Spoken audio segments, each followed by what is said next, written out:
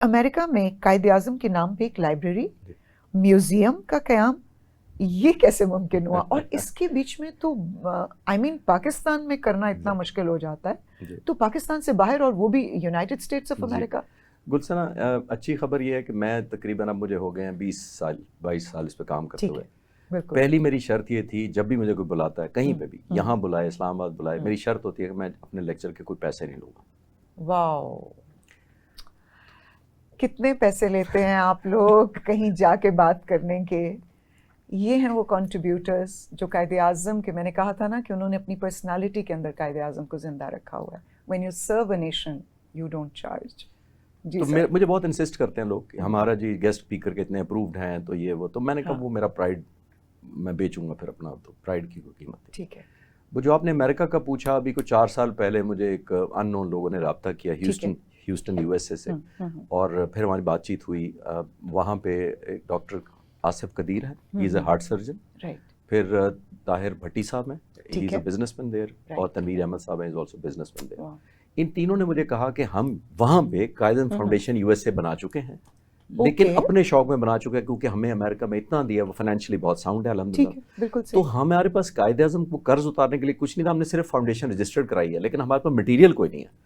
तो we have heard a lot, हमने पाकिस्तान पूरे में बड़े लोगों से पता कराया जो हमारे दोस्त हैं, तो उन्होंने कहा अगर कोई करता है तो ये शख्स है जिसके पास सब कुछ मटेरियल है, तो why don't you join us.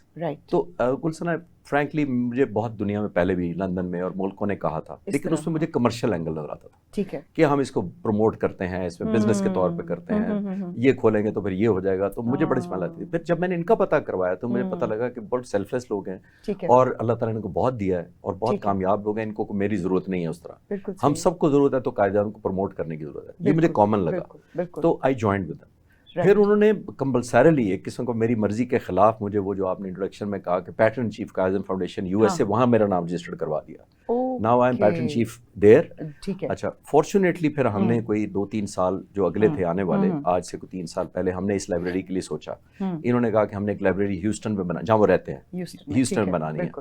तो जो डॉक्टर साहब थे उन्होंने अपनी एक बिल्डिंग किस्म की डोनेट की, यानी prime location in the heart of the town, जिसको डाउनटाउन कहते हैं। बिल्कुल डाउनटाउन। अगर लाहौर है तो लिबर्टी राउंड अबाउट पे अगर कोई खोल दे के जी ये मेरी कायदे आज़म के लिए कर, उन्होंने डेडिकेट किया इसको सारों को। फिर मेरे पास जितनी तस्वीरें थी, कलेक्शन थी, स्टोरीज थी, फिर हमने वहाँ एस्टैब्लिश की। सो मच सो कि मैं आपको शायद तस्वीरें दिखाऊंगा, अगर आप स्क्रीन दिखा, तो हमने जो चेयर्स हैं, ये जो जिसमें बैठा हूँ, फ्रंट और बैक पे भी कायदे आज़म की तस्वीरें प्रिंट कराई, और यहाँ से बनकर गई हैं चेयर्स लाइब्रेरी की। तो मेरा आइडिया था कि मैंने कहा फिर पता लगे कि जिना लाइब्रेरी है, तो अल्हम्दुलिल्लाह मैंने ज्वाइन किया। फरवरी में हमारी इनॉग्रेशन थी। ठीक है। मैं गया था फरवरी में भी लेक्चर देने, बल्कि वो इतनी डिमांड बढ़ी कि मैं 14 अगस्त को फिर वहाँ था।